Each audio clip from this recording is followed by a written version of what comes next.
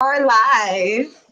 What it do? What it do? What it do? Now, I already know what y'all gonna say. Don't say it. Do not say it on me.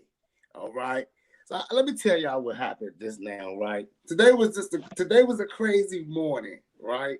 Crazy morning. I'm driving down in Atlanta, and I'm just cruising through the city, and I'm looking at some of the high spots. I'm taking some photos. You know, we're on the main press run right now. And on my way back, someone decides to have an accident right on my road. Now, anybody that has been in my house, there's only really like when you get on this road, you on this road. So I had to wait until I got cleared through. But we here now. I wasn't the one driving. It wasn't me in the accident. So God is good. But I hope that family is good, and I hope they're good and make it out. So what it do, man? How y'all feeling? Nonetheless, Boss Biz Radio, rolling with Sixxcess, Jezebel the Truth, and we got Bag Da Beat, Bundlez. Hey. Now now listen, y'all. Let me tell you how crazy these weeks have been, right? Does it seem like the weeks are rushing up on y'all? Running together, yeah. Yeah. Now, like when the last time I experienced this when COVID first happened and we was on a major shutdown, I ain't gonna lie to y'all. I was like, days was running together, everything was seeming like the same. But now it's seeming like time is flying at a super rate. Like And traffic. Fucking traffic is back. Well, everyone is back out on the road now. It's getting hot again. Is the world open? No. You would think. So they gave us stimulus checks for us to stay in, and we done actually turned it around and went out in numbers. Yeah. So Bundlez. Niggas supposed to be paying bills. Nick, hey, how you been doing COVID? Now the stimmy run is happening. You know, like what you got working on, what you got doing, man. I mean, I've been in the house COVID, ducked off. Right. You know, trying to dodge this thing. Just working, man. I said a lot of writing, working, trying to perfect my craft, trying to get better at what I do. You know? Yeah. Now tapping in, making. You tapping in and making what now? I'm tapping in with people, networking. You know, trying to become relevant. When you say relevant, when you say relevant, what you mean by relevant? I mean, you have those who are irrelevant, and then you have those that are relevant. You know, right? You have those that matter and those that don't matter. But you have those that seek to be heard and seen, to themselves, to whoever. Okay. I mean, some people lack that confidence in themselves. You know, I'm just not one of them. I'm going to be positive about this thing and keep it moving. Right. So try to be the best I can. So when you say you're trying to become relevant, what is that? Are you the opposite of? Are you irrelevant now? I believe so, and that's based on myself, because I haven't been putting in the work at the potential I should have been doing. Yeah. Why is that? So where I should be more known and more out there, I've more sheltered myself and hindered myself. Shelter. A lot of artists go through that though. What was your like cause? Like what was your reasoning for being so, I guess, sheltered off and lacking the confidence that you needed to push yourself? Focus. I'm not gonna say I gotta blame it on focus and myself. I had a lot of people in my corner pushing me the correct way, but I was more focused on doing things the incorrect way. True. So now we got the new single, Down for a Minute. And that joint doing pretty good on online on all platforms. How you what's your plans with that track, and like what's your next moves? You got any new music, any new plans on dropping some new stuff? I do. I'm not gonna say too much. I got another project about to drop that's on the way. If y'all want to know what it is, you just gotta stay tuned in, you know. For those who don't know, You can check me out on Instagram at bag_da beat bundles. You know, just type in. When you click that link. Know everything that you hear is pure and authentic. No gimmick. It's all real from the heart and it's truth. You know, Yeah. my music is my visions. Yes, ma'am. Okay, well, take us back a little bit. Take us back on your journey, your musical journey. For those of us that don't know your background and your history, where you from? How did you get into music? And what is your whole purpose in putting your music out there? I'm from the DMV. And the reason why I say I'm from the DMV is because I done lived all over DC, Maryland, and Virginia. Yeah. You know, my family known throughout DC, Northeast, Deanwood. You know what I'm saying? The Bookers, the Gibsons. You know, well established within the communities throughout the DMV. Pain. You know, pain and struggle. That's the fuel. That's the fuel behind it. You know, when you done been through so much, you know, you need that release. And I mean, it's a couple of ways you can get it. You know, you got your positive way, you got your negative way, and I believe I just chose to do the negative, the positive thing now with the music. You know, but that's all it is. It's like it, babe. So, like, Okay. what was your first track you ever recorded? You remember that? Ooh, yes, I do. Lovely Tragedy. Lovely Tragedy. Lovely Tragedy. It was like it's a lovely tragedy. Speaking to this fantasy, focus on you mentally. Constantly got me into you. Think about your smile and the freaky things that you used to do. Okay, all right. So You now, ain't playing. hey, so like, yeah. You what's know, some of the spots? Like, what's some of the spots that you to drive? Like, what's some of the spots you to hit, perform that where some of the people see you perform or can see you perform? woo, woo, woo, woo, woo. Like I said before, you know, I didn't did the Shelter Life, but I done popped out a couple of events. Red Lounge in DC. Tropicana Lounge in DC. My last event was, I think it was with you. It was with y'all. Yeah. Yeah. I was kind of I was tipsy that night, you know. What? Hold on.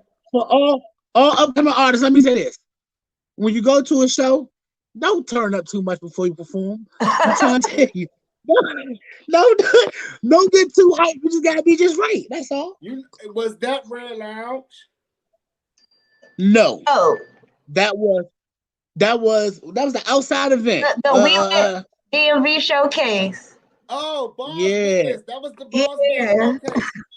Okay. Yes. You know what? I was in Atlanta, but I did see your I know. performance on the live. Yeah. On video. Yeah, I saw your It's performance on the live. Like I was blessed to be watching the Boss Biz live that day, and I was seeing a lot of the artists that turned up. That was a real good show. Hey, But look, I had a ball. I ain't gonna lie to you. outside events have you in the mood to turn up like that? Yes. Yeah, they do. Yeah, especially Boss. It's like you can't help it.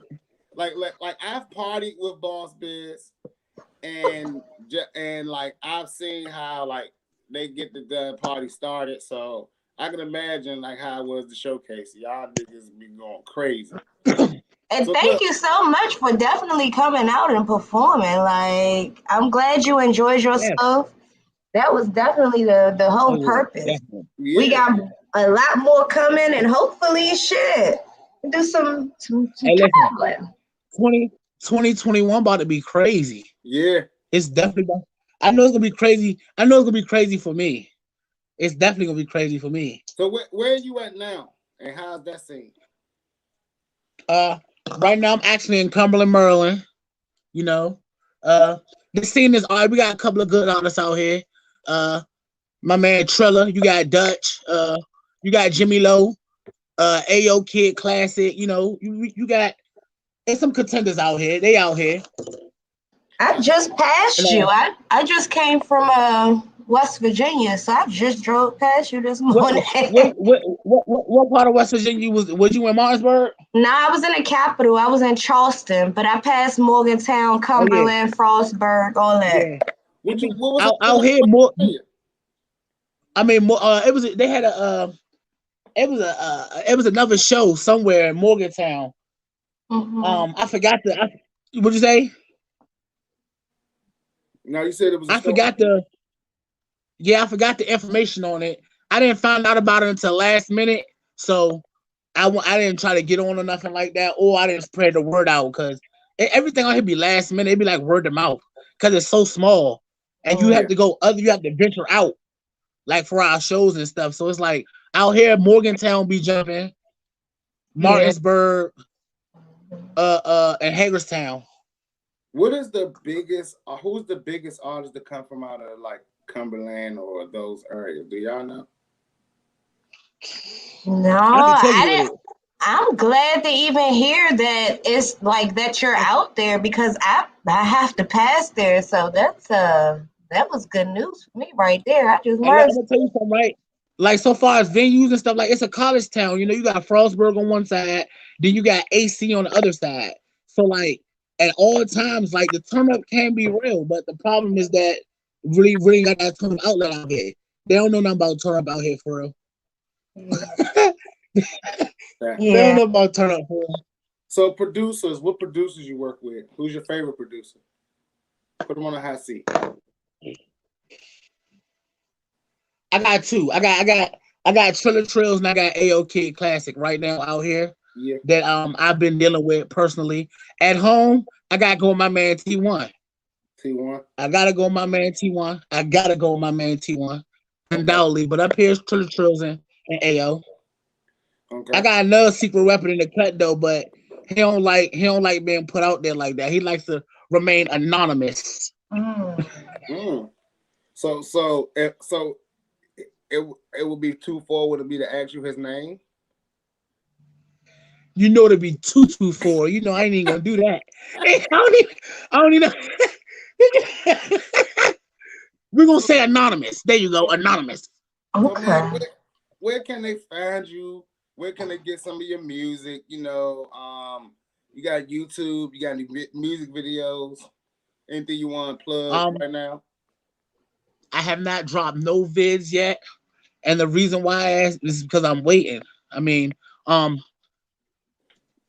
me personally, the way I have a personal feeling about music and these videos and what's going on today.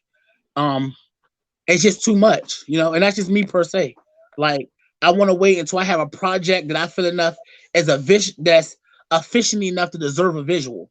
Like, I'm not just gonna keep releasing songs and releasing videos because this is money and it takes money to make money.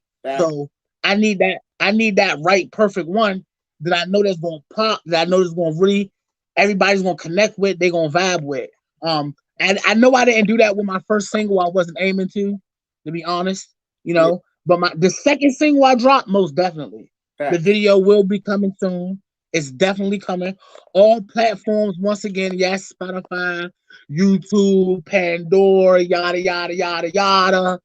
Whatever, you can find me at Bag Da Beat Bundles. Type me in. I'm going to be there. So looking for you with a smile on.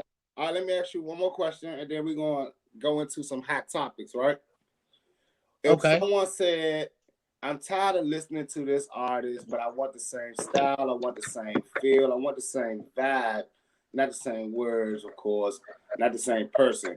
Who would they say, I'm turning off and listening to Bags? You know what I'm saying? What artist would you be compared to mostly?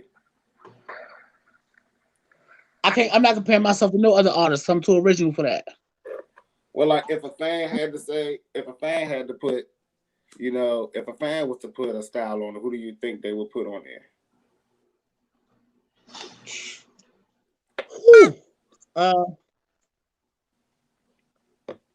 Man, now are we speaking currently living or of all time? Yeah, let's go all time. Let's go whatever. Period. If somebody say, "Oh, Bundles remind me of," like, "Oh, I get a nice little vibe from Bundles. I get this vibe from Bundles." Hey, yo, I'm listening. I'm more of a heavy D and Biggie mixture. So you know, I got the yeah. I got the storytelling thing with me. You feel me? Mm-hmm. And you know, I mean, as Bass say, I know I'm handsome, so you know, I got you know, yeah. Yeah, you feel me? You know.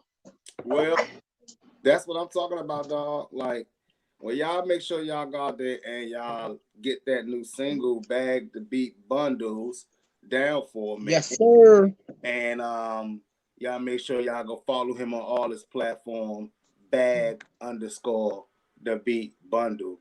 Now, hey, it's amazing that we got you on the show today because it's always good to have some people on the show that I can cut up with, right?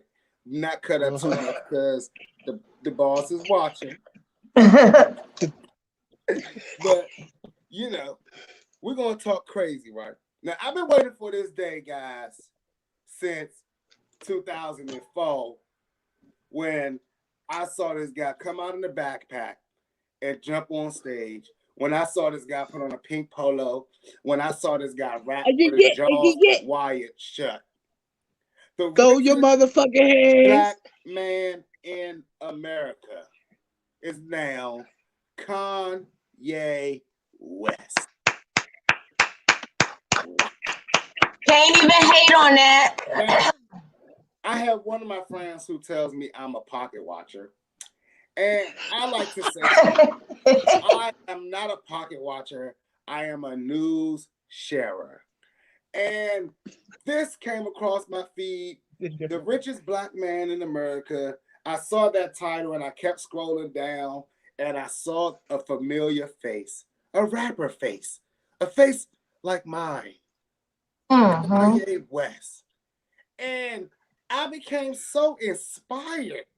Now, how did that inspire you when you woke up and learned that a rapper is the richest black man in America? A producer, fashion mogul, genius, and a black man. Y'all know, like Bundlez, if you ain't motivated by that, cuz then nothing gonna motivate you. And what was the net worth? Man, a little over $6 billion. Now, what's crazy is Kanye West is currently going through a divorce. He about to lose 3. Now, Jezebel, he about to lose 3 of that. This is what things get interesting. He about to lose like 3 of that. Yeah, definitely. Is Kim entitled to half of that? Or hell no, she got her own money. She got her own money. Yeah, she is. That's just what it is. Because they're married, right? Yeah. Because they're married. Now, I thought at the time that she was at one point worth more than Kanye when they got together. But now it seems like the tables are turned and things are going haywire. But I'm proud of my man Kanye. $6.6 billion. And we're going to stay on rapper topics that's been running the airways. I know you can't turn your daggone social medias on without hearing about Saweetie or Saweetie or whatever her name is. And Quavo. It's Saweetie and Quavo. I can't believe that they are not together anymore. Man, that honestly, that was more. The news that they broke up was more crazy than the news that I found out that they were together. I just found out they was together. Maybe less than a year ago. But here it is. What do you think about him taking back the Bentley truck? He took it back? They say he took back the Bentley and it was worth $350K, so he needed that. I feel like once you give a gift, you shouldn't take it back. Now, no matter what it is. Now, all women have been saying this, Jezebel. Now, I don't know how breakups go in wealthier statuses, and it's been almost 20 years since I had a breakup. But the last time I did have a breakup, the said woman who will never be mentioned on this show to cut up all of my hats, bleach all of my clothes, and she even threw out a PlayStation. And now, what was ironic about these things, she didn't buy none of these things. She didn't buy any of these things. So I can only imagine what she would have done with the items that she had bought me. So, like I said, it's been 20 years since I've had to endure a breakup. But Jezebel, I like how you said that you shouldn't take back a gift. Now, that gift was still in Quavo's name. So, in a way, it was kind of like a gift with a perk on the side or a gift with a string. Because if you're driving in that car with that man's name on it and he owns that car, then how can you really say he gave you a gift? Well, that's the mistake in the first place, because if someone buys you a car, literally, as soon as they give you the car, it should be paid for. It's not a gift if you're still paying. I don't know. Let me just shut up. It can't be a gift as a car if you don't got the title. Right. That's what I want to say. What's even more interesting though, Jezebel, is what is going to happen with her music career, seeing as how she is signed to Quavo's label IC. Oh. Well, she has her own fan base. So her fans, I like her music, so I guess they'll continue to stream her stuff. Yes. But yeah. Women stick together more now than ever, especially with the fact that he cheated. So women stick together more now than ever. Yeah, I feel like business and pleasure is like, it just doesn't go together. And even when it does work out, when this day comes, it's like, what the hell do you do at this point? Have you ever had a business venture with someone that you dated? No. Yeah, that would be scary. I could just imagine how that would work. Yeah, no. Not in that sense, creating together with someone and then it don't work out and we gotta split or figure. I don't know what I would do. Man, I would go crazy, especially when we can't run any events together. Like, yeah, I don't know how we would get money together, and then even working together would be kind of weird. Yeah, that someone will have to be eliminated. Yeah. So YFN Lucci. He seems to be having a tough run at things. All right. So what's going on with him? He was caught up in all that mess with the shooting and stuff, and he was arrested. Didn't he get a bail or something, or a bond? His bail and bond was denied. I thought he got one. Nah, his bail and bond was denied because it was pretty obvious that he was involved, and the witness it was a surviving witness because there was 2 people that they tried to kill, but one survived, so they got him still in there. And then this week, or in March, this month, he was ordered to pay a New Jersey rapper $1.7 million. For what? For his hit single, Every Day We Lit. Well, he went to a rapper showcase, him and his boy PNB Rock, in New Jersey, sat in the crowd, and heard a rapper perform Everything Be Lit.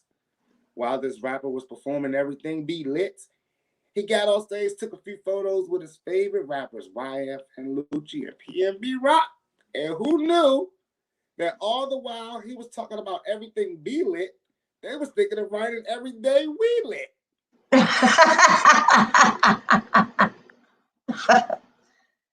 Well,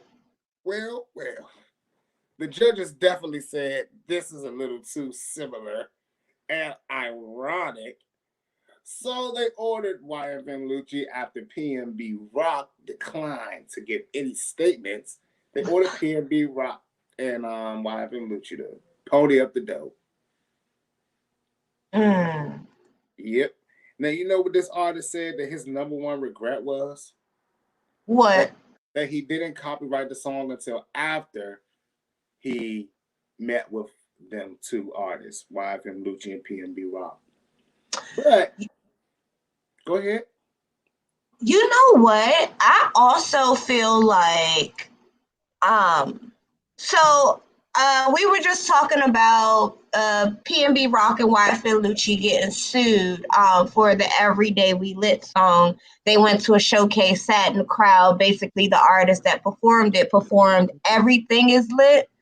So they're going through that. But what I was going to say to you, Six, is when artists perform, period, I feel like if you're performing your song for someone other than yourself, you should have a lock on it. Like, you might as well, I don't know if you got copyrighted. What you got to do as an artist, get a license, whatever. You should consider that, because that happens all the time. Content creators, let's say it wasn't YFN Lucci, it may have been somebody on his marketing team or something like that that went in, or, you know, content creators often get ideas from other places and they may bring it to the artist, and the artist may not know where it came from. So you have to be very, very, very careful. Yep. Yeah. So the reason I said that is because it was an issue recently here in the DMV where it was like two artists going back and forth because one person felt like they stole some of their lyrics and repeated it in a freestyle.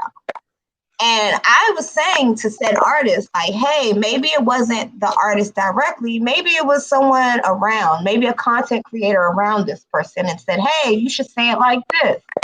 And the artist just went along with it. But it was a big issue. So copyright your shit. What was super crazy is, was it a certified freestyle? No.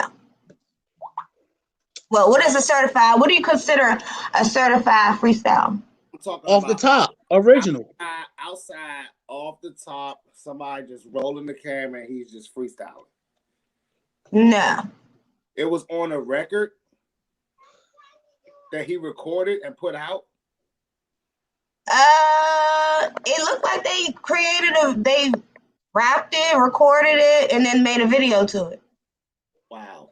So let's on someone else. It's a freestyle because it's on someone else's beat, of course, you know. Yeah, so let's take a second and dive into this whole subject right here, right?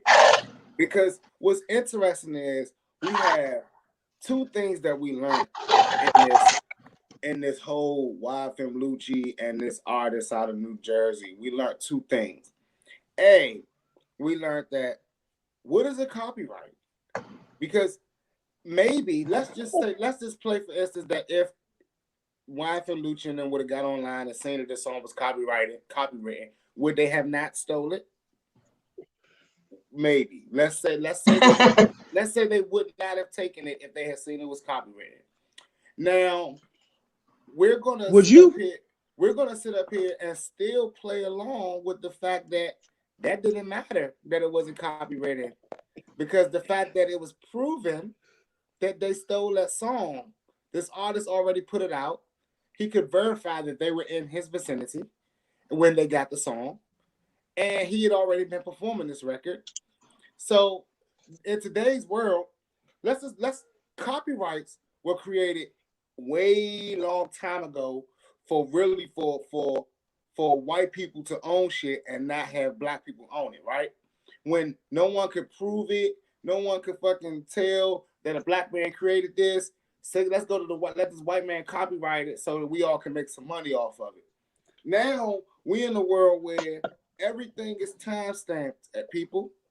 So this is 2017. He recorded this song. So he recorded this song on his computer and he hit save, and that hard drive saved that file record right there, right? Mm-hmm. So now he was able to show, I performed this song at this day. They were right there. Now here is their record that it's obvious that it's my record. Now every artist, any artist out here that says they've never said anything that they've heard another artist say, well, blow me down, he's a liar. Hold on, who's a liar? Any artist that says they've never taken content from another artist.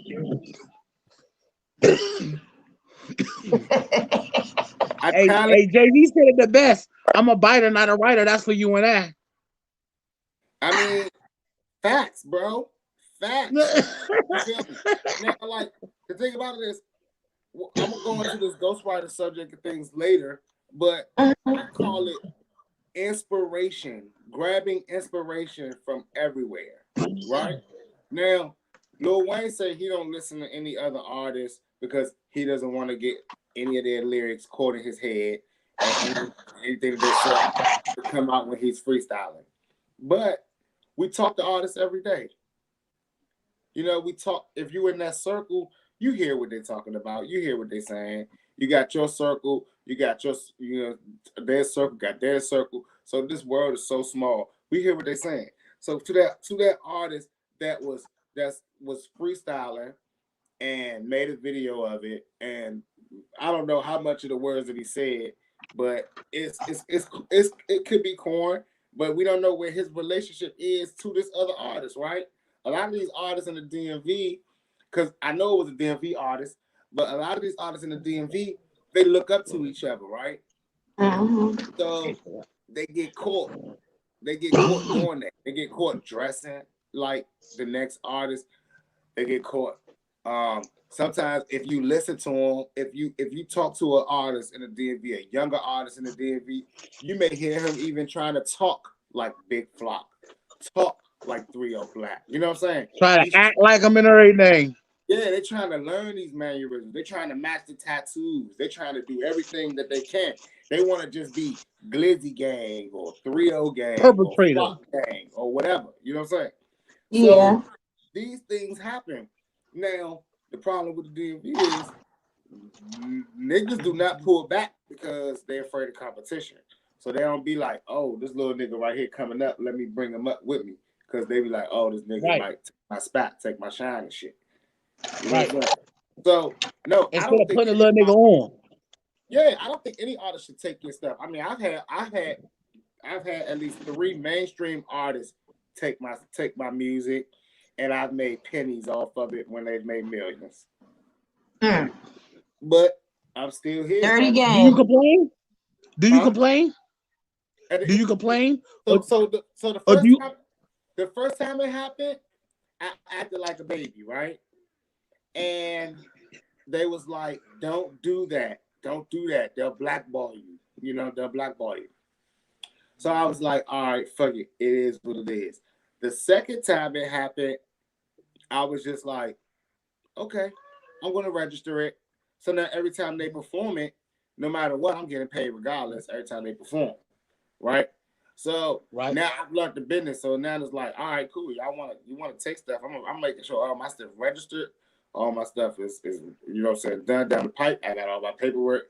I get paid every time y'all perform it. Have a good time. Make millions. You know what I'm saying? I still make pennies, but make millions. Pennies add up later. You know. But they definitely do. Do y'all believe that no rapper with a ghostwriter can be in the top of the game? What do you mean by that question? I think that if you have a ghostwriter, you're not as talented. Like, I automatically take that as, okay, you cheated. That's cheating. Pop out. You coming now, like, see, that's not fair. So, what do y'all feel about R&B artists that has a ghostwriter? Same thing. You cheated. The same thing. What do you mean? Rules don't switch up because you sing a rap. I don't like when I listen to entertainment. When I listen to R&B, it irritates me when they do like more covers than their own original shit. Yeah, because I'm like, if I wanted to hear Anita Baker cover, I go listen to Anita Baker. Like, you know. If I wanted to hear a cover, I would cover it myself. Well, not with that voice. Can you sing like Anita? Oh, I'm sorry. Listen. Anybody sound like Anita in the fan? Oh, Don't talk about Anita. Don't talk about Anita. She don't want nobody to talk about her. Yeah, she don't. I forgot. My bad. Ooh. Not talking bad. Not talking bad. Sorry, Miss Anita. Apologies. Yeah, sorry. Name another old person. Patty. Oh, hold on now. We're gonna talk about Patty Pies now. Now you got to quit your nonsense. Well, when I found out that Whitney Houston's song, the song that she's most famous for, was Dolly Parton's song. Bruh. Okay. It didn't, to me, it didn't take away from her talent, but I was y'all like, damn, Whitney, I thought that was your song. Yeah, but listen though, let's test that. Let me test that real quick, right? Do y'all really believe that Dolly Parton could have delivered that song and gave us the same feel that we got from Whitney? No, that's why she wrote it for. Her version is just as good. It's just as good, but those notes that Whitney held. That's them pipes. Those notes is what sold the song. But I'm not saying I'm not against it. I understand it. I understand people needing a ghostwriter. I understand it. It's not a need. All I'm saying is that it's not authentic. No, time out. It's not a need, bro. Listen, I think about it like this, right? If I'm in the game and I'm gonna put a whole new spin on ghostwriting for everyone that's listening and tuned in right now. For everyone that thinks that ghostwriting is because the artist does not have bars or that he can't get it and do his thing. This is why ghostwriters exist. If I get in the game and my deal is that I can't bring my team in, right? Now, I want to get you paid. I want to get you paid, Bundlez. You one of my artists. You one of my mans from back in the day. You one of my mans from the neighborhood. I want to get you paid. I got buzz now. So what do? I go in and they're not going to tell me no on the record. I present a record. I can't present you, but I present a record. And now once that record gets hot, now it's like, yeah, Bundlez made that. Bundlez wrote that. And now you're able to feed your family. You're able to build your own empire and start your own stepping stone in the game.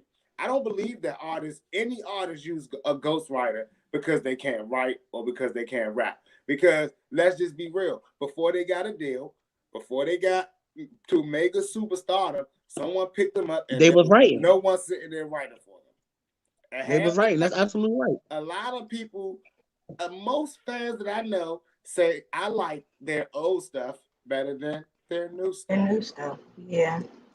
You know, and that's because in this game, in this business, it's about making yourself an octopus, right?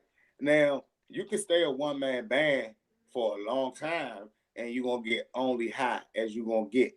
But let's just say you work on an album, you got 20 songs on that album, you got about 5 of your homeboys, and those 5 homeboys, they may got a good reach of 10, 20,000, 50,000 people. So now all of y'all at 50,000 people, y'all already guaranteed yourselves a cool million off the break. Just by spreading the octopus and making everybody else worthy. And if they do what they got to do and they take the same steps and follow the right path that you follow, then they could become an octopus. And now you got 16 arms working for you. So that's how the game works. So I don't be knocking ghostwriters because I used to be a ghostwriter, you know what I'm saying? But every artist that I wrote for, when presented to me, they already had a presentation already. Okay. All right. Well, you're giving us a different perspective on it. Okay, I could dig that. I could definitely dig that. We want to feed our families. We want to bring our homeboys along, but at some point, you get told no. You know, and like it's like you got to get so many no's so that you can get the right yeses. You know what I'm saying? Like all right, I'll take that. I'll take that. But can I get this? And they're like, all right, bet we got you. You good? We'll give you that because we ain't giving you that shit over there. You know what I'm saying? Like fuck it. You know? Yeah, I think ghostwriting, you gotta be a little bit humble. I think those people are a lot more humble. Yeah. than a lot of others. Because you gotta, it could take a stab at your pride that your product is not good enough for you to present it, but it's good enough for somebody else to present it. But like Right. you know what's crazy, Jezebel? A lot of the ghostwriters, when behind the scenes, the ghostwriters are the people that when you say to them, you got to do things like, hey, dye your hair or get a tattoo or talk about this. They real live like hell nah. You know, they don't care with nothing. They don't. You're not gonna make them. You're not gonna mold them. You know, and for real, like we all know, like there's a look that they want, there's a style that they want, there's a feel that they want. It's like I said Foxy Megan Thee Stallion is more lineage of Foxy Brown as opposed to Little Kim, right? Okay. Let me see. Let's say most ghostwriters are well read and most just have different spirits.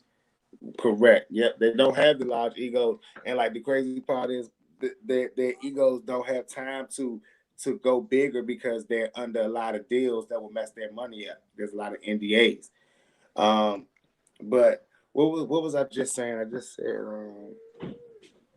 we was talking about how you have to be humble to be a ghostwriter, just to let someone else, like if you present your product, it's not good enough. It's not good enough for you to present it, but it's good enough for somebody else to present it. Somebody else too. Right, yeah, like and those like yeah, and that's the thing, like a lot of them will not succumb to the industry way of telling you how to do things, you know what I'm saying? Because they know, I bet a lot of the mainstream artists, they want you to look away, feel away, and that's what I'm saying about Megan, you know what I'm saying?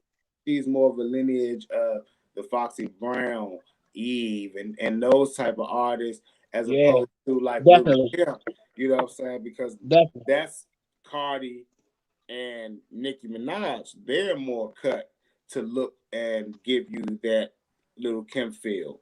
You know what I'm saying? And Megan is cut to give you that Foxy sidekick, you know, side friend, best friend role, and that's what she's gonna feel, right? They gave her a Grammy, and that's lit. But someone is working behind the scenes that may not necessarily look the part, dress the part, and realistically don't really want to be the part, because to change and to make these changes when you know you're a hit maker. Look at the Dream. You know what I'm saying? Yeah.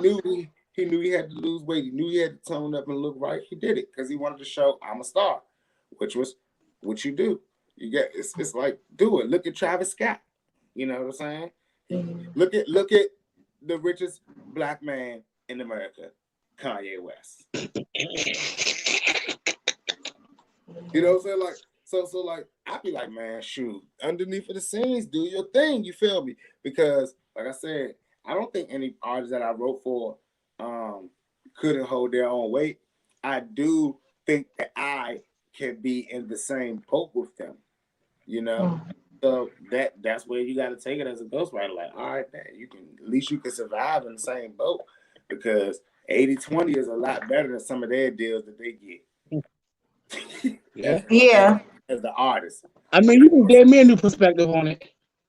Yeah, man. Like, it's all about working. Like, I tell an artist like this. A lot of artists will shit on being somebody's ghostwriter, but don't understand that if you register these songs as a writer, you're getting paid for life every time this artist performs.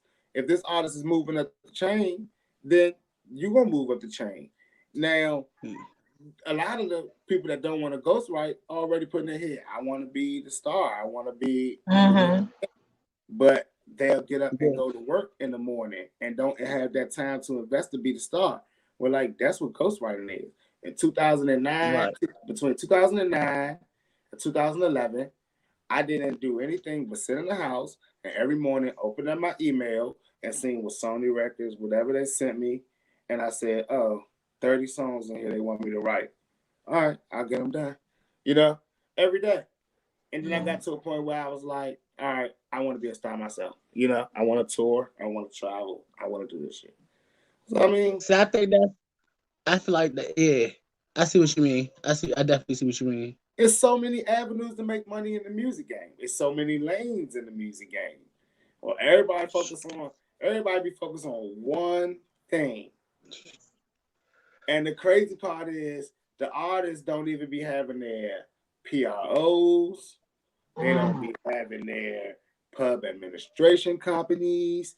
They don't be having anything to get their proper payments and proper royalties, proper paperwork, none of that stuff, but yet they want to be the star.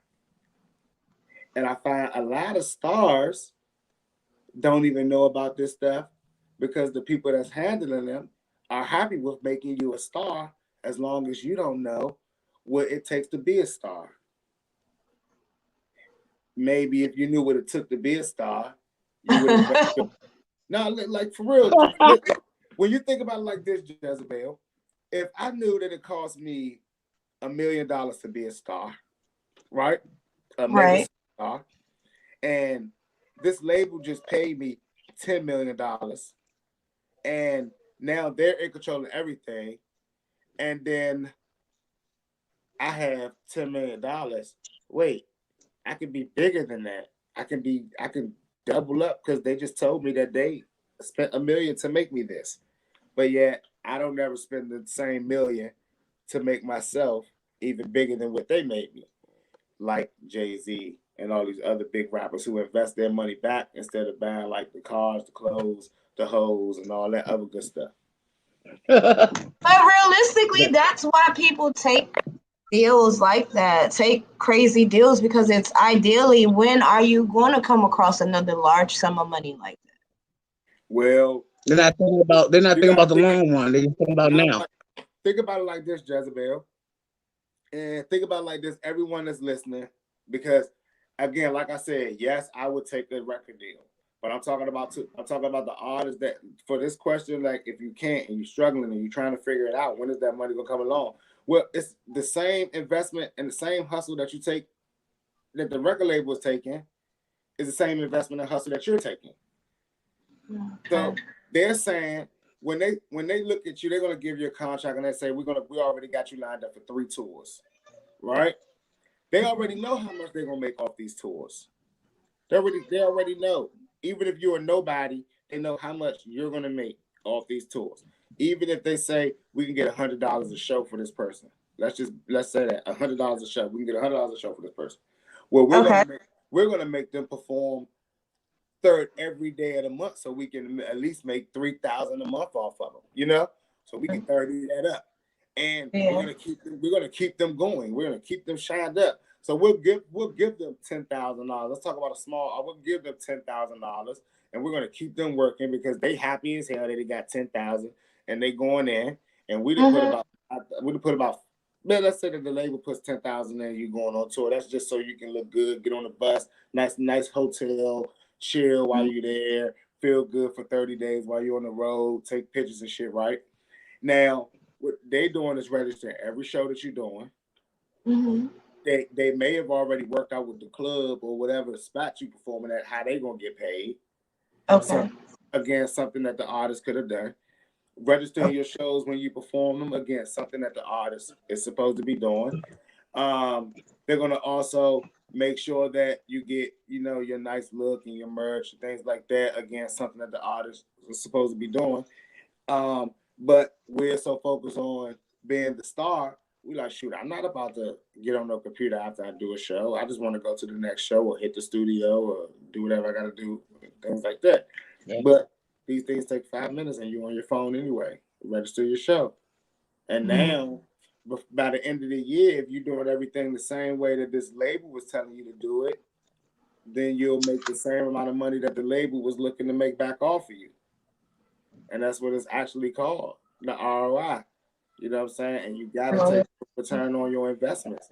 And it's like, sometimes artists don't ask the right questions. Like I say for a long time. And a lot of artists think really big-headed. If you want to set up a tour right now, there's probably no way that you by yourself can go on tour and people would care. Not even your family or your friends. Now, the reason why they won't care is because, not because your music is bad or anything like that, but they won't care because they're going to have to be too invested financially and physically to care. You're going to be trying to get them to come to every show to make it look lit. You're going to be trying to get them to share every information and things like that. And they're not going to want to do that because they work 9 to 5s or 12 to 9s or 9 to 2s or whatever it is they do. And they got kids and they got family and they got friends they want to do their own lives. They're not going to want to do that. So what is your best way to put together a tour? Well, the templates was put together by all of our legends and all of our forefathers. When Jay-Z and them put together that tour, and the name is slipping my head, but it was a Rockefeller tour. How many labels was on that tour? I remember the Rough Riders was on that motherfucker tour. I remember, I think what was No Limit on them. I don't know. It was a lot of labels or a lot of other groups that were on that tour. Now, if the labels think like this, and this is them trying to come up, you know what I'm saying? Why we don't think like this, trying to come up? Why we don't take any of the ideas or any of the right formulas and blueprints put in front of us and use them? You know, it's crazy because everyone that does use them, they don't have these ideologies that we have when we're not using these ways. You know, we look at some artists. There's some artists now, right now, 17, 18 years old, probably never gonna work a day in their life but for a label. There's some artists that's 27, like her. She's 27 years old, or 20. How old is her now? Can you look that up for me, Jezebel? Sure, hold on. Because her situation, her situation is very interesting. She's been signed for the last 10 years. She was signed 10 years prior to anyone ever hearing her. No way. 10 years. Hmm. And now, look at She is 23? So she was 12 when she got signed, yes. God damn. She's on the same deal. She should be 24 this summer. So life is interesting when we start asking ourselves, all right, what do we want to do? How do we want to live? I know a lot, there's artists now that have come, you know what I'm saying, down to Atlanta, and now they are like, all right, how do I fit in this scene? Well, all right, I'm still finding a way to be around all the artists, still finding a way to work in the music industry to make my name known. I'm ghostwriting for artists. I'm producing for artists. You know what I'm saying? It's things like that. Now, so when they're doing this, they're making themselves extra valuable. That's the whole thing. That's how the labels work. So you don't have to ask yourself how to make the money, Jezebel, because the labels already showed us how we make the money. That's why the indie people stay indie. You feel me? They be like, I already know how to do this. I got a man with a bus. I got a man that drives. You know? And if you got a homeboy that drives, you be like, shoot, all right, we got a van. Got a homeboy that drives. We can thug it out. All in house. Yeah, thug it out for a couple of months on the road until we can get the bus. Once we get about 50,000, we buy the bus. Once we buy the bus, then we start riding like that. That's about 10,000 a week, so we got to stay on the grind. You know, it's always interesting stuff. Always interesting stuff. So, y'all saw Versus this week? No, I did not get a chance to see it. I mean, you talking about the Raekwon and Ghostface Killer jump? Yes. Oh. I seen snippets of it. Why only snippets?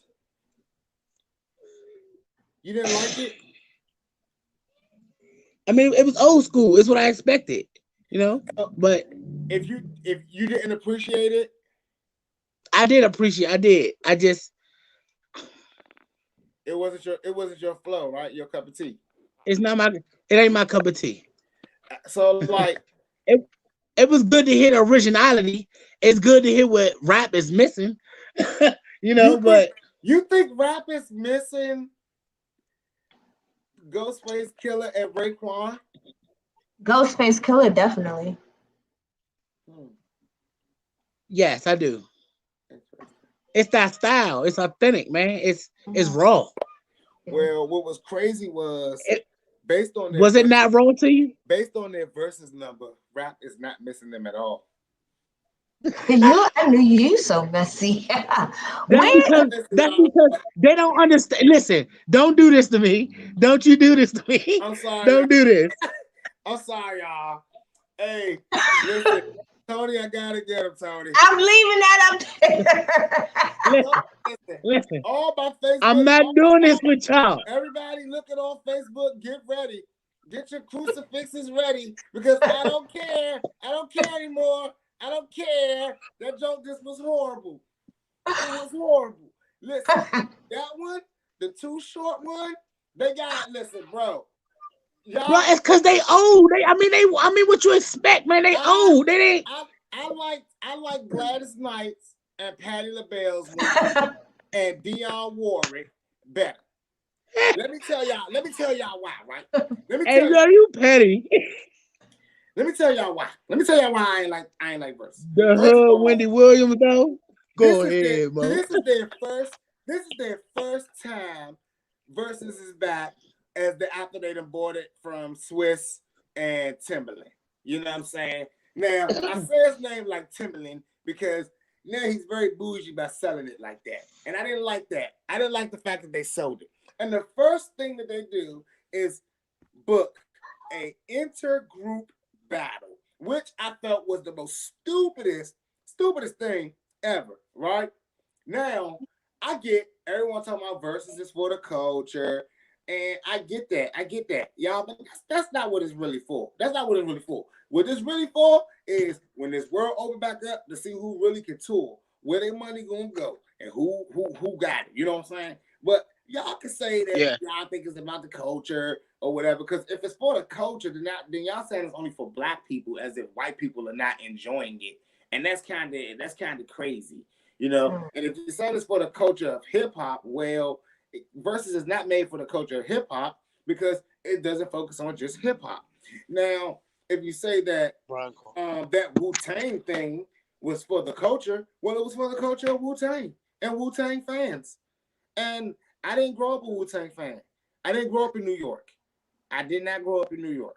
So I didn't like it. It was horrible to see them sit up there and rap along with each other for every song. I was like, I didn't sign up for a Wu-Tang concert. And then to top it off even more, I think I heard a song about R. Kelly in it. Okay. So.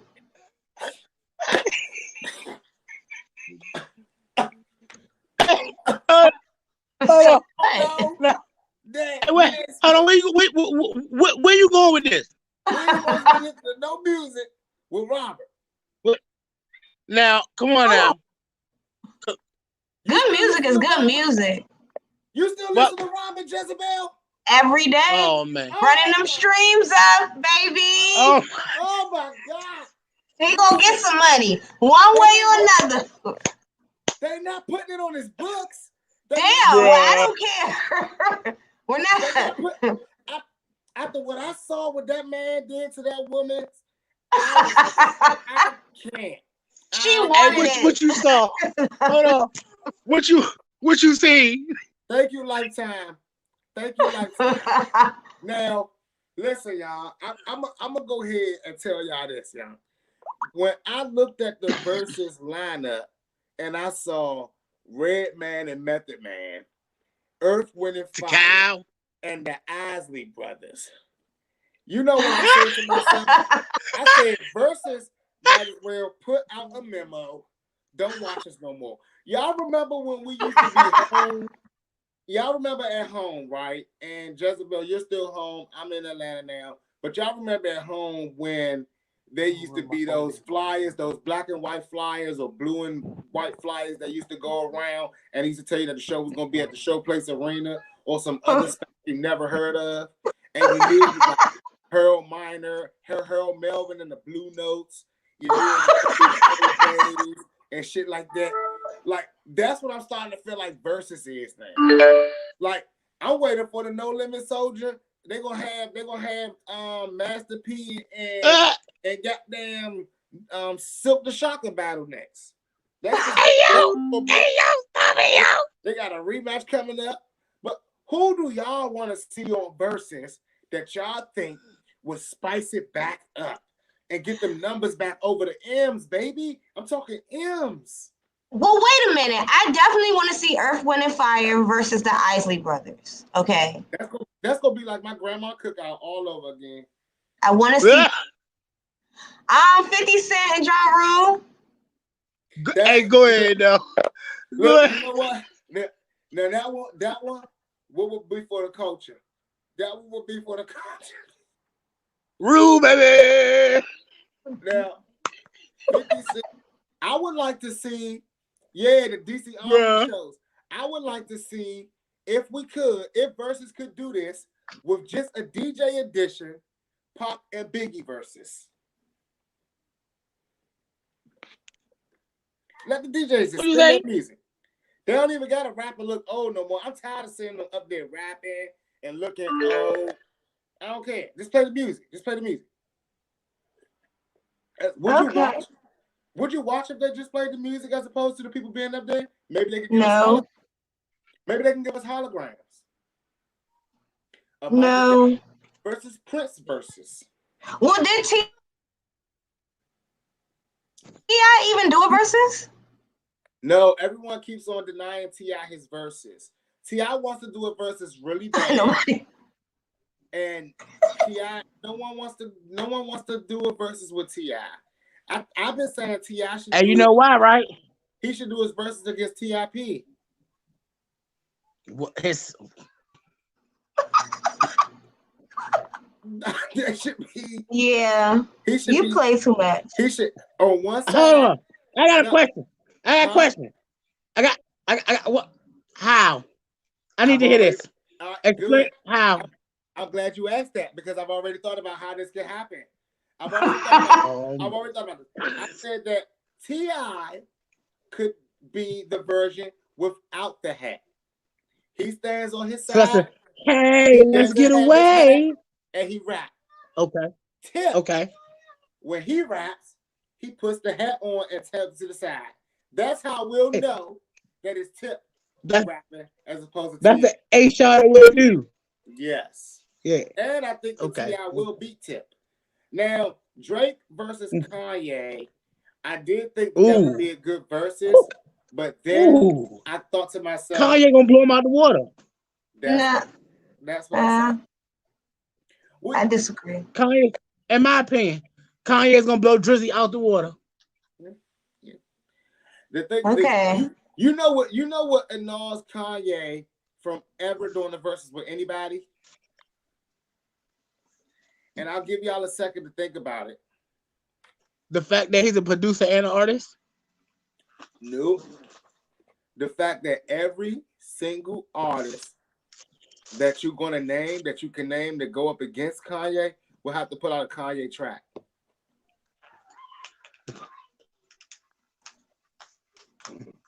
Yes, Willie. Do y'all remember this? I do remember this. That would be awesome. Yeah. That would be awesome. Listen. Yeah. Listen. I ain't gonna lie. Yeah. I used to sit up and that show right there was on the on calendar, like scheduled. You got to be home Thursday at 10 to watch that joint. Yes, I would like to see a Pop and Biggie hologram versus. I think that would that'd be dope. That'd be dope. That'd definitely be dope. I agree. I agree. I agree. All right, so listen. I agree. Let me address the elephant in the room, right? Tupac is. Wait a minute. Tupac's producers were trash. Oh man. Come on, man. The way that Tupac turned those trash beats around was epic. Yeah. Nobody could ever do it like that. Nobody. And I know funny. Well, there go your versus suggestion. So yeah, I think the Pac and Biggie hologram would be nice, but baby, that would be dope. So, hey guys, in entertainment news, DC dropped their new movie Justice League, which was 4 hours long. Now, I'm a big comic guy, but they dropped the same movie. They added some extra footage that made the movie 4 hours long. Now, before y'all ask me, yes, I sat there 4 hours. Before y'all ask me, no, I did not know it was 4 hours before I watched it and sat there. I just noticed that it was an afternoon and the movie was over. And so, what movie is this? This is the Justice League. Oh, yeah. All the while, Marvel, which is my favorite, dropped a TV series, Falcon and Winter Soldier. And I was searching all day for the movie, only to find out that it's a TV series. Bone Thugs versus the Migos. Now, I'm not going to lie to y'all. I was offended by that. What do y'all think about this new TV series, movies going to TV series and TV series going to movies? What do y'all think about this, man? It's an overload. Overload. It's COVID fault. And reboots, like, what the hell? I'm like, I don't even know what to believe anymore. I'm like, I know I've seen this movie, but this part wasn't in it. But I know this is a movie, but why is it coming back next week? I want to now. I don't want to even watch Winter Soldier for the next whatever weeks, and just wait to catch all 8 episodes and probably sit through 8 hours of that. Oh my God! I just thought of it. If we watch it, it's like the comic. It's like the comic. Yeah, it is like. I mean, look at it. It's like the comic. That's what it is. Listen, they needed a new way to revamp things to give people something to do. So they figure we're going to take some of these comic movies that we done made and we're going to turn them back into comics, but visually. Did you read comics? No, I didn't. Man, I ain't never had time to read no comics. It was other important stuff to do. Jezebel, did you read comics, Archie, or any of that stuff? Comic strips? Yeah.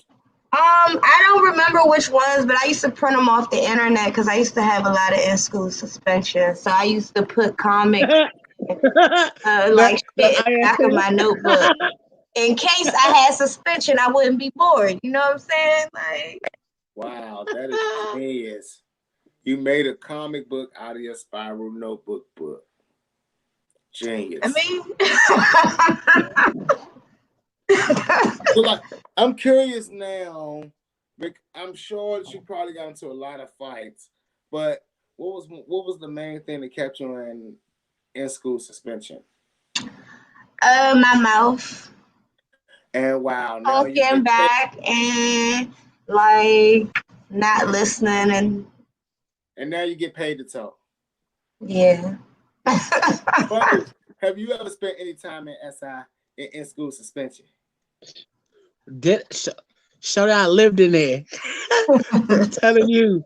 Hey, listen, I used to have to report to school and report right. I'm telling you, I'm going right to the box. What were some of the things that would keep you in the box?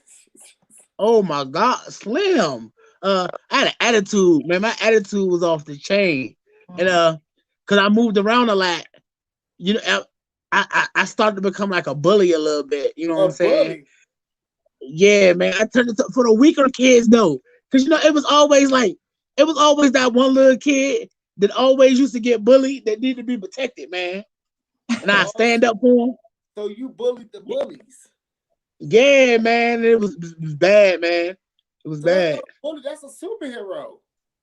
Nah, man. I was like a superhero villain, though.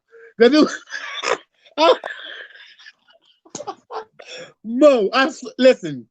Hey, bro, you know my mama. Ask my mama. And she'll tell you all about me. I'm trying to tell you. Man, I never been to in-school suspension. Oh, what? Man, you was missing it. It was a place to be some days. I didn't even get the concept of being in school suspended.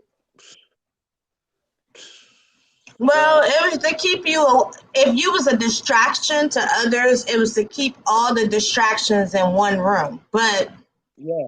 the distractions Yeah. end up being distractions in that room. So Yeah. That was the turn up section. Look. That was jail. It was school jail. Hey, listen. I'd rather be in school suspended than at home suspended. I'm trying to tell you, because I was dodging ass whoopings in school suspension. At home, you get that ass toe up. No. Hey, bro, like I stayed suspended for fighting and things like that, but I never like had in school suspension. That's amazing. That is amazing. I'm glad. Like the school tried to tell my kids they had in school suspension, and I denied it. I was like, nah, my kids don't do in school suspension. So Jezebel, Miami is on fire. is it? Man, they breaking out of cop cars. They breaking all types of laws. Got them imposing curfew, and now Miami is ready to shut down the city. Was it spring break this past weekend or something? Man, yep. Where the hell I been? In West Virginia. No, what was happening in West Virginia? Nothing, just running. Making some runs. Always moving. Now, another crazy thing that happened out of Miami, Dwayne Wade was on a series today called I Am Athlete, and it was titled The GOAT of Parenting. Now, hold on, wait, what? Hold on, wait, stop, wait, what? Hold on, what? Who? Yeah. Dwayne Wade. The best. Did what now?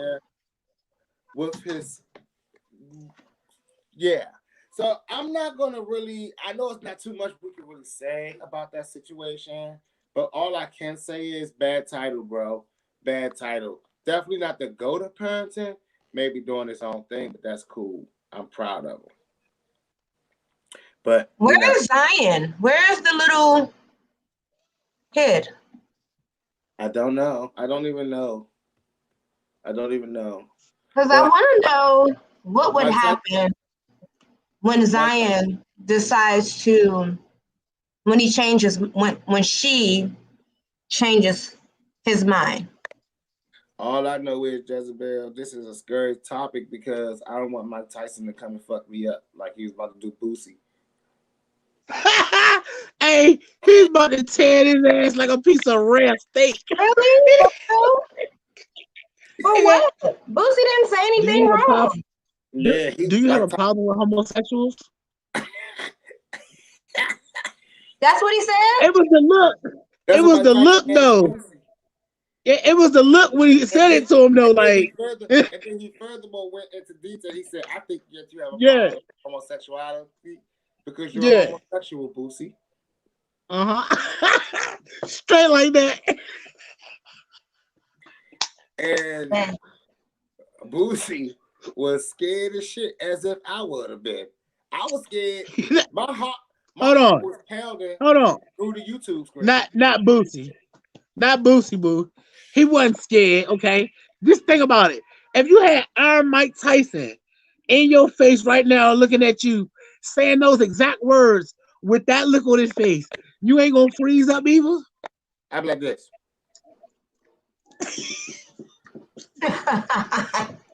Yes. Y'all see me disappear so fast? I'd be like, I'm like, I didn't mean it like that, I didn't mean it like that. You know, Boosie ended up. He had to apologize. He had to recant his whole goddamn thoughts. He had to be like, I don't even know what I was thinking that day. I was high. He said I was high. You know, I was just high talking shit. Listen, hold on. Then my man Mike said, I think people might look at me differently because I like to do different things. Like, hold on. Wait a minute. What exactly did he mean by that? We know you said what's it? We know what Mike mean. Mike did some wild things. What he do? What he do? I ain't about to say nothing. I ain't about to talk about what he did or didn't do. But yeah, I want to take this moment, guys, and have everyone that has middle fingers to use both of them and raise them in the air to Captain Jay Baker, who chose to say that the killer in the spa was just having a bad day. So everyone that has two of these, give him these. I know that I don't usually do that, but he deserves it. I couldn't believe that he said that out his mouth. He was just having a bad day. Did you hear about that spa killer here in that, here down here? I heard about it. I did hear about it. I seen a clip, and it was of Asian people talking about white oppression, and it struck a nerve. Right. And it struck a nerve specifically because I seen where they have studied interviews of our, I'm not going to say of our leaders, but of Black leaders, and taking some of the words. What you say, you know, maybe they were inspired. But however, I do understand that they go through their own plight here in America, but let's not forget how you still treat Black people. Like, I understand that they're going through what they're going through, and I feel very, very bad about it. But I also feel like this is where they need to realize as well, you can treat brown people well. You know what I'm saying? Now that it's knocking at your door, it's not, I feel like, yeah, it should be a we thing, and I'm trying to be very careful in what I say right now. But what is white? I feel like it's fucked up. Wait, first of all, anybody that is looking on this show today, do not FCC us or complain to the big man upstairs. Do not complain to YouTube. But there is no such thing as white oppression. It's just oppression when it happens to white people, but it's not white oppression. There's no different type of outline. There's white oppression or uprising, if you want to talk about that, because let's just be real. Your consequences ain't the same. Mm-hmm. It's because you get moved off the block. You get moved off the block. I watched a white guy literally resist arrest, cuss the police, fight the police, and still come home to his family, get a charge. I watched a Black guy with his hands up, not make it home ever again. So I don't understand this new wave of, see, the problem is this world has gotten too sensitive to movements to disengage and not address the real movements that need to happen. It's amazing how many new movements have already been addressed, passed, and protected, and we still haven't gotten rid of the one major problem that we've been talking about for years. And they like to say 400 years, and that's crazy that you put a number on it, but we like to say longer than that, you know? There's already a bill being drawn out right now. To protect Black people? No, to protect Asians. To protect Asians. Hold on, wait, time out, pause. Wait a minute. Hold on. Time out, pause. They don't put a whole bill out to protect. Damn. They got a whole bill. They're working on it because since COVID, they feel like they've been targeted more and they need to be protected. So that's why.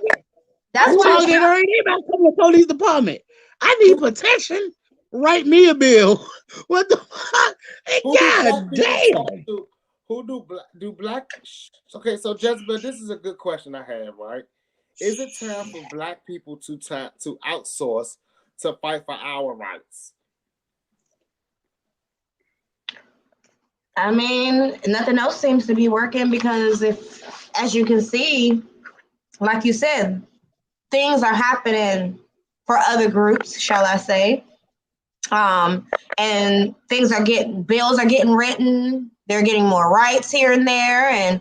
But when it comes to specifically to African American people, it's like a a stall, or it's like the slow road, or open this door. Oh no, not this way. Let's go another way. It seems to take a lot longer to get stuff done for colored people. Like they're stalling and they're trying to put us back in slavery. Well, the thing about it is, I'm just being honest. Slavery will never, ever, ever happen again. Not the way they think it's gonna happen. So we have to understand, like, the idea of slavery wasn't the fact of they was working like dogs and shit like that, right? The idea of slavery was they was doing. What do you classify as slavery though? That's what I'm saying. I mean, what exactly are we talking about when you say slavery? Working not under your own will with no pay. It's only slavery when there's no pay. Because that sounds like being a kid. That makes that so if you're a kid with chores. So you guys don't believe that slavery is a mindset? No, slavery is not a mindset. No. Slavery is a position. No. Slavery is a role that you are put into that you can't get out of unless you have knowledge, will, and perseverance, right? So that's why today slavery will never happen, because the one thing that made slavery happen was the lack of knowledge. First of all, Black people now have that. Understanding and comprehension. Exactly. And preservation, we always gonna persevere more than anybody, and they know that, right? So it's like, damn, you can't walk into a household and make a deal to take two people and trade them.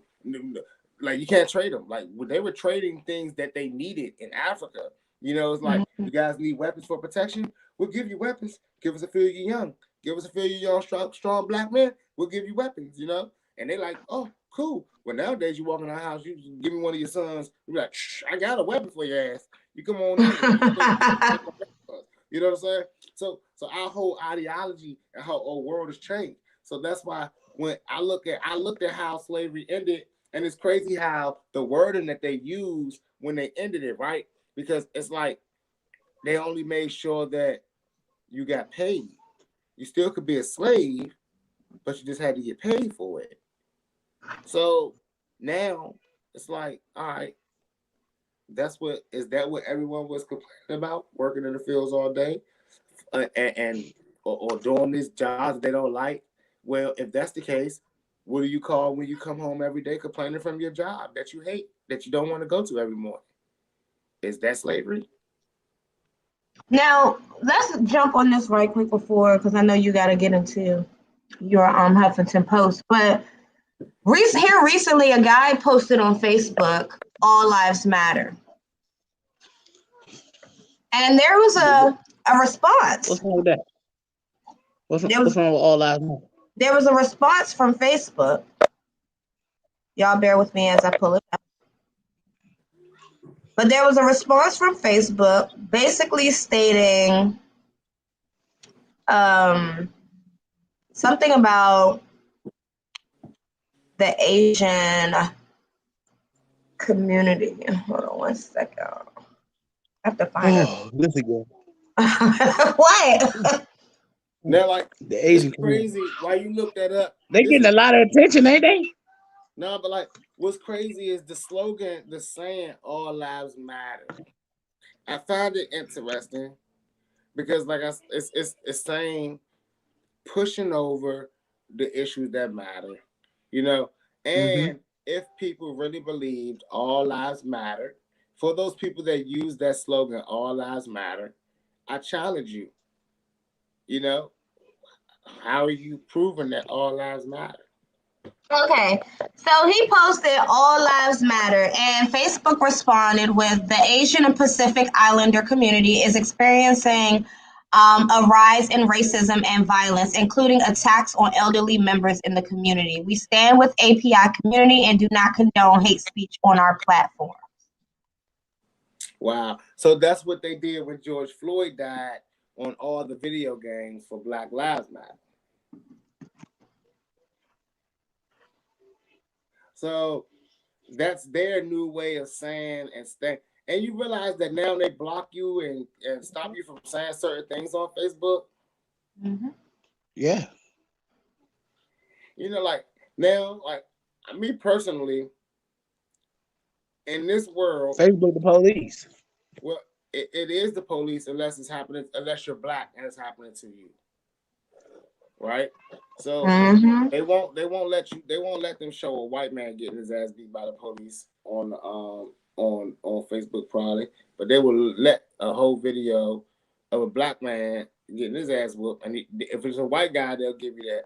You gotta be, it's like you gotta click it so you can see it. It's just like it tells you this is some privacy stuff you might want to, But when a black man getting his ass beat, it's all open season on that joint. It was like they say. Some people say I can't say this, but I can say nigga. I can say you a nigga, you a dumb nigga. You know what I'm saying? But I can't say fuck you cracker. And it's like damn, it's wow, right? Now, me personally, I don't think that anybody should be using any of these goddamn terms, right? I don't believe in any type of terms of hate and things like that. I don't even believe in race like that. But when I do watch stuff on TV, like the Fred Hampton movie, that one we just saw, the Black Messiah, things like that that push our agendas, like those kind of like make me ask myself, all right, a lot of people say they don't want to be slaves or they don't want to be in this mindset, but what is it that we do every day? We play into the same mindset of slavery. If we're not getting up and doing what we got to do for ourselves, trying to make it out, gaining our knowledge and putting our things together, are we not playing the same game? I mean, I'm saying kids not trying to graduate from high school. I'm saying um, people jump into things and just everyone is opening up businesses right now. And it seems like, all right, are we all getting smarter? Are we all just trying to play the game? It's only a few that's really taking the knowledge. I ask a lot of people that got like clothing lines and things like that. You trademarked, you registered, this and that. They're not. There's a lot of people that want to be actors and actresses, but won't even put the first $3,000 up to join the SAG. And it's like, all right, what are we doing here? Is everyone hoping and wishing on a star? Come on, Six. You just woke me up there. Twinkle, twinkle. Saying, like we have now, like we have the platform to do whatever we want to do, and the only thing that we have to do to show that we did, like now it's like they're like, all right, go ahead, start a business, start a business, because if you still don't know the right sauce, you just know now you don't want to work for us no more. You want to start a business. Well, now how we gonna get you? We're gonna treat you like white shit. Uncle Sam about to come. Do you have that right? Are you in order with that? Oh, you gotta pay for this. You gotta pay to even sell your shit. Most people don't even know that you gotta pay to even sell your shit. You gotta have a good standing business license. And they just out there selling their shirts, selling their stuff. Don't even got a business license. And I'm like, okay, it takes you 5 minutes to get it. Just get it. Because if you don't have it, you can make millions and lose millions just like that. Or you really don't even you're not really even making money. You're just working yourself around the clock. I tell artists every day, y'all know every week we on here, I say, if you ain't got your ass cap, your BMI, your SoCan, your CSAC, your Song Trust, your Hurry Fox, your Sound Exchange, your stuff in order, then what are you doing, my guy? What are you doing? But at this time, y'all already know it's that time to talk about places you don't want to go. And that's right. This is the Huffington Post. Now, I'm going to tell y'all like this, right? I got a real crazy message in my Facebook Messenger because I told my good old followers and listeners last week, I said, anybody that got some huff or got some stuff that you need to tell me about, y'all tell me. We're going to put it on a Huffington Post. We're going to put them on blast. That's what we do at Boss Biz Radio. We don't play around. You rolling with success, you got to get the good best. Right? So this is what he said. He said, yo, my homeboy, I've been copping from for years, called me and said he had some gas. When I pulled up, he told me it was $80 an eighth. He said he was super excited and he grabbed the eighth and he rode home. And as soon as he opened his bag, it was an eighth of shake. An eighth of shake? I asked the young man, I said, you been going to this guy for years? He said, yeah. And I figured he was my homeboy, so I look out for him. I said, well, he gave you an eighth, like a 3-5 for $80? And I'm like,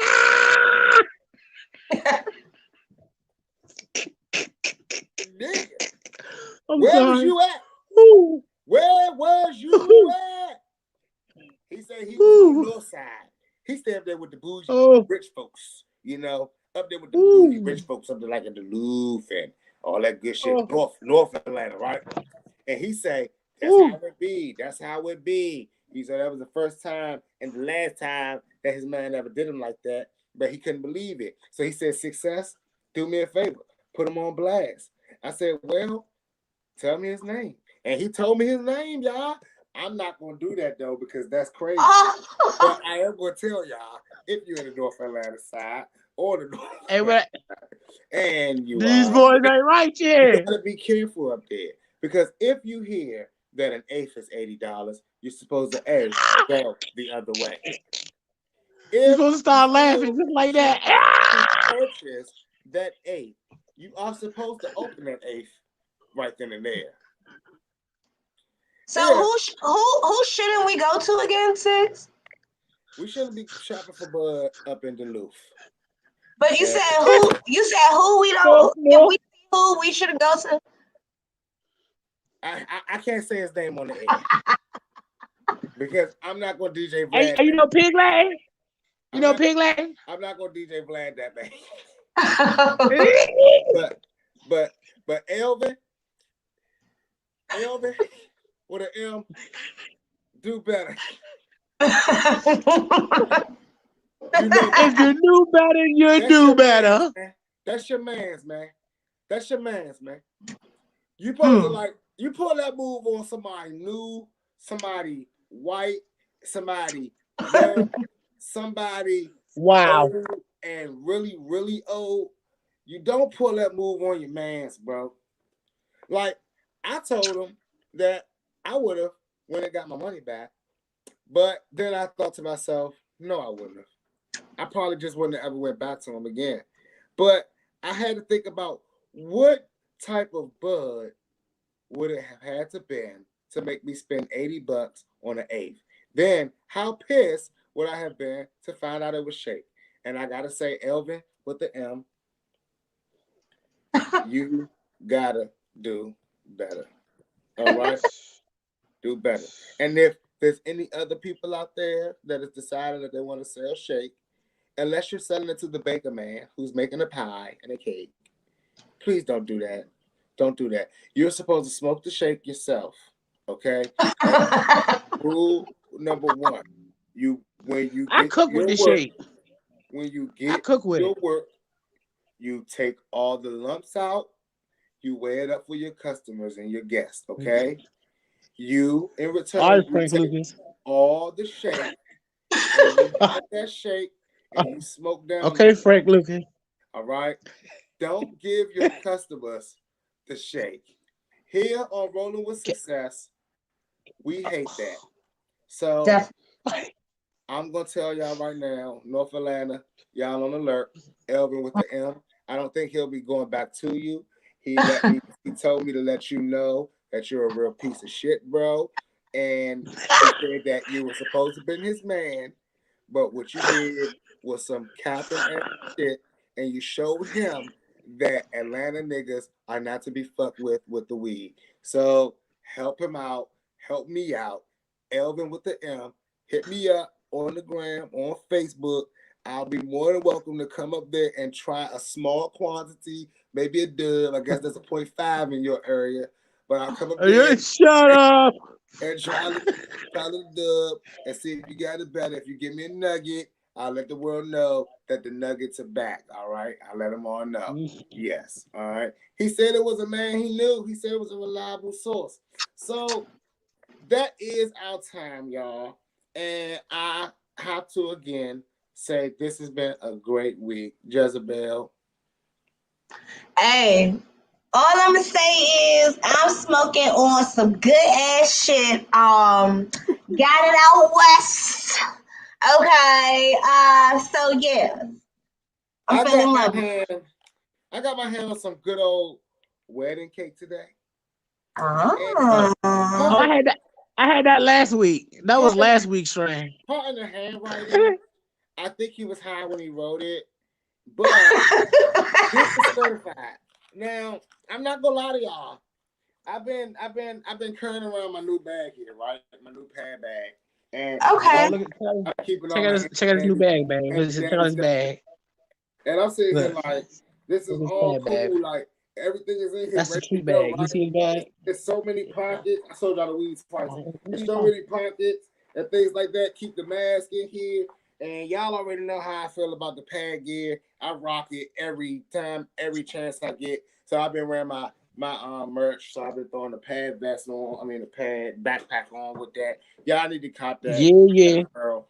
And Jezebel, what you got coming up? Sixxcess. Just another lit weekend. I'll probably be gone again. So we'll be returning with Fridays the first week of April. Excited about 420. Like I think I really just I wish it was next week. Big plan. No, I do not wish it was 420 next week. And you know what? I might be putting some things together. My lungs ain't ready yet. I might be putting something together for 420. Yeah. What you got coming up? What you got coming up, Bundles? So I'm cooling. I'm looking into some stuff, you know. You better get to work, man. Looking into some shit. Enough cooling. I know. So, shout out to my man Killer T. He opened up his own lounge this week, and he got his grand opening April 7th.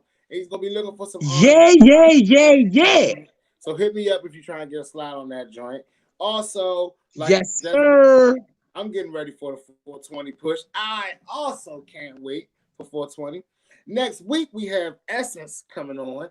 I was so fast forward, looking forward to that interview. I guess I sped forward and presumed it this week. But that is next week that we have Essence on. Shout out my man Bag Da Beats Bundles. Y'all make sure y'all go download that Down for a Minute single popping on Tune in. Yeah. And man, if y'all haven't went to go see my Waves video, make sure y'all check that out. That is definitely on YouTube. Definitely litty. So, Jezebel, you got anything else? No. That's about it. Bundles. So you really wasn't trying to give us a lot of what you had coming up. He asked you about music videos and like exact dates on singles dropping. Did you care to share now, or do we still have to go on your Instagram? Like he just said, on the 7th, you know, we got this. His man just opened up a new lounge. Mm-hmm. I'm looking at that, going into that on the 7th. Okay. Videos, I'm not really too much ready to talk about yet with y'all. Y'all just gotta tune in, just pay attention. Okay. Coming soon. All right. But we do got the new single dropping soon. Yes. Okay. Yes. That's good. Well, we very soon. What was the name of that single? The new single? Ooh, the new single is Damn. I don't know. All right, damn, I don't know. Damn, I don't know. But so y'all already know my man Bundles probably high as shit already. My eyes low as hell. I know Jezebel is high as hell. She bro, and look, that's how we do here each and every Monday. So at this time, y'all already know what I'm gonna say. Those J's that turned into roaches. You're flicking off that last ash. You're throwing it in the ashtray. And probably about to roll up another one. Because I know I am. Jezebel, Six. Bundles. Thank you. We out. We out.